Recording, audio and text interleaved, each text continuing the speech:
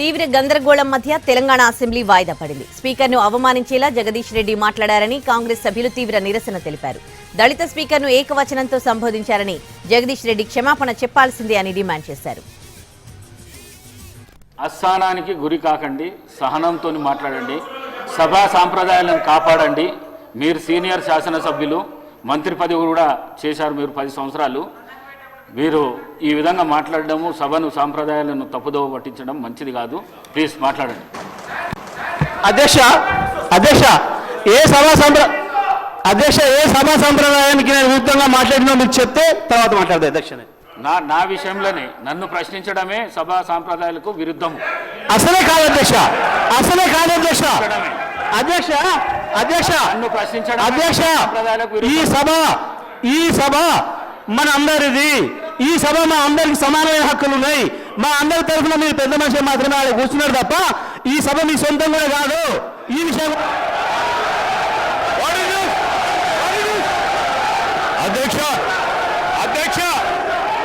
అధ్యక్ష వారు మాట్లాడిన ప్రతి పదం వెనుకకు తీసుకోవాల్సిందే. ఈ రోజు చేరి దూషించిన సందర్భంలో వారు క్షమాపణ చెప్పాల్సిందే అధ్యక్ష. అహంకారంతో మాట్లాడకూడదు అధ్యక్ష. క్షమాపణ చెప్పాల్సిందే.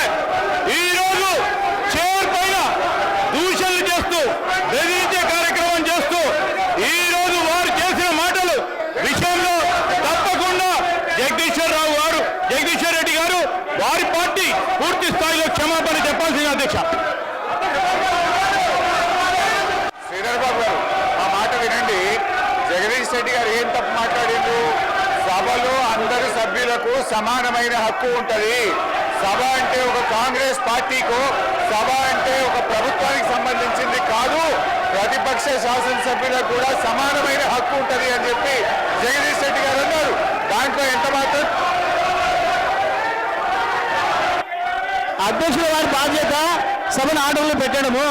సభ ఆర్డర్లో ఉంటేనే అందరూ కూర్చుంటేనే ఒక సభ్యుడు మాట్లాడాలి. నేను సభా సాంప్రదాయాన్ని నేను మాట్లాడుతున్నా. స్పీకర్ గారి పవర్స్ గురించే నేను మాట్లాడుతున్నా. స్పీకర్ గారి ఆదేశాల ప్రకారం అందరూ కూర్చుంటేనే నేను మాట్లాడతా. నేను అదే ప్రశ్నించదలుచుకున్నా. స్పీకర్ గారి అధికారాలకు సంబంధించే మాట్లాడదలుచుకున్నా. నేను అందరిని ఆర్డర్లో పెట్టండి మీ అధికారం ప్రకారం, ఆ తర్వాత నేను మాట్లాడతాను అధ్యక్ష. సభ ఆర్డర్లో పెట్టండి అధ్యక్ష. మొత్తం రాష్ట్రం అంతా చూస్తుంది కావాలని నేను చెప్తాను. ఈ విషయాలు తేలాలి, సభా సంప్రదాయాలు తేలాలి, స్పీకర్ గారి అధికారాలు ఎందుకు తేలాలి, సభ్యుల హక్కులు ఎందుకు తేలాలి అని తేల్తేనే నేను మాట్లాడతాను అధ్యక్ష. కూర్చోబెట్టినే మాట్లాడతాను అధ్యక్ష. నేను సభ్యులు జగదీశ్వర్ రెడ్డి గారు గౌరవ స్పీకర్, మా దళిత వర్గానికి చెందినటువంటి మా గౌరవ స్పీకర్ గారిని అవమానపరిచినందుకు బేషరతుగా క్షమాపణ చెప్పాలని చెప్పి మేము కోరుతున్నాము. ఎందుకంటే అధ్యక్ష ఈరోజు 10 సంవత్సరాలు ఈ రాష్ట్రంలో వారు అధికారంలో ఉన్నారు.